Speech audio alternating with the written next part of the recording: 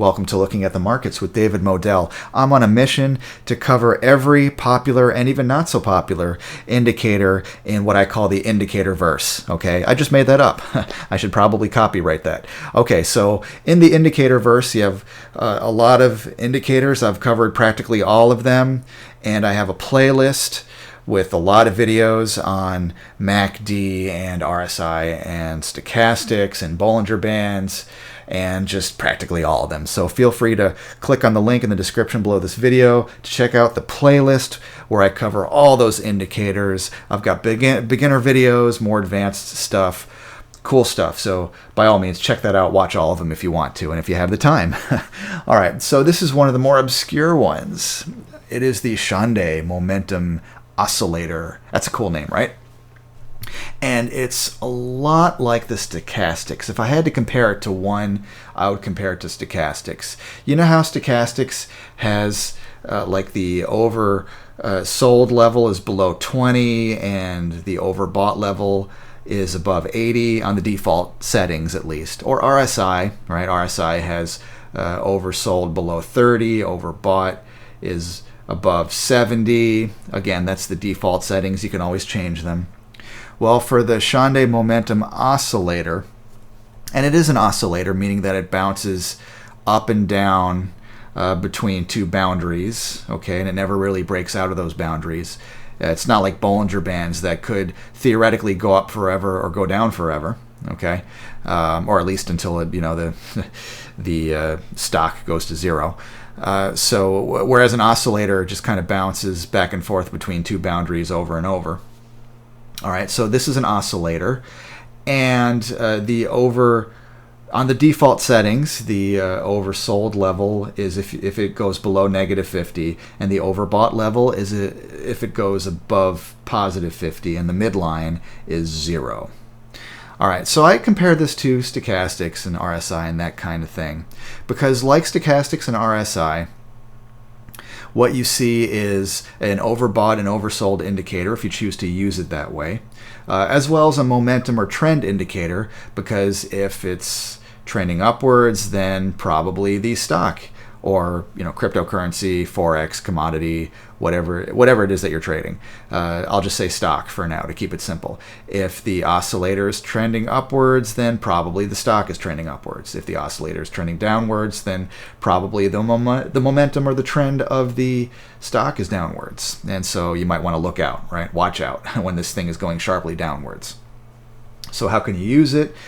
Well, as an overbought, oversold indicator, you can do what a lot of people do with the stochastics, for example, and the RSI. You can wait until it goes down into oversold territory, which would be below the -50 here on the default settings, and then wait until it pops decisively, breaks or pops back above and out of the oversold territory. So if it goes below -50 and then decisively, clearly breaks back above it, that could be a buy signal.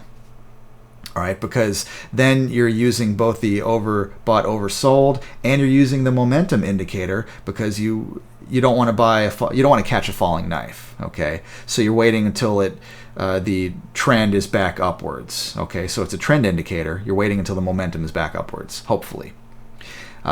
So you're buying it fairly cheaply because it just broke out of oversold, right? But the trend is hopefully back upwards. That's the idea.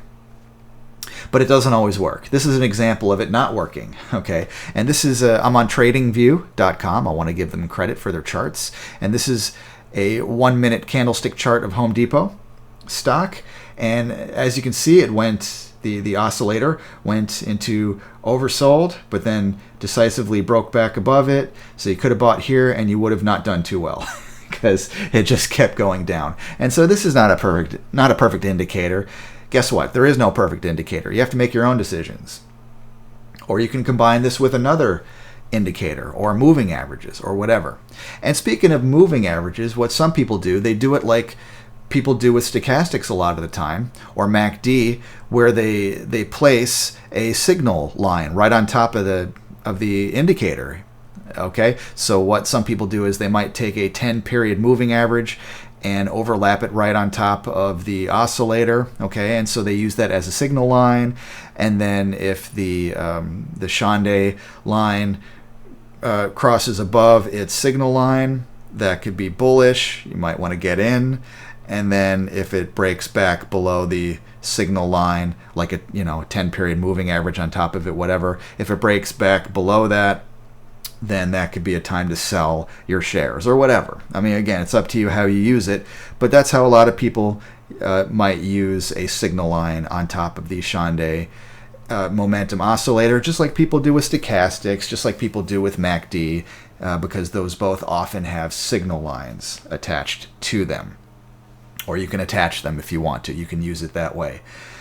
And just like with stochastics, RSI, and so on, you can look for divergences.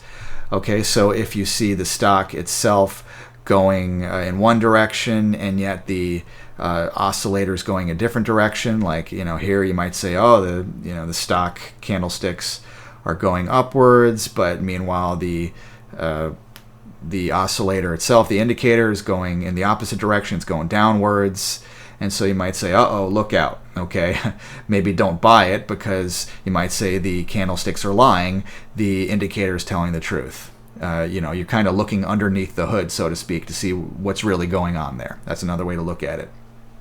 Okay, so many ways to use this. I just want to give you an introduction to the Shande Momentum Oscillator. I hope this was helpful to you. Please give this video a thumbs up if you think that it was helpful, and leave a comment. Do you like this indicator? Is it better than RSI? Is it better than stochastics? Better than MACD?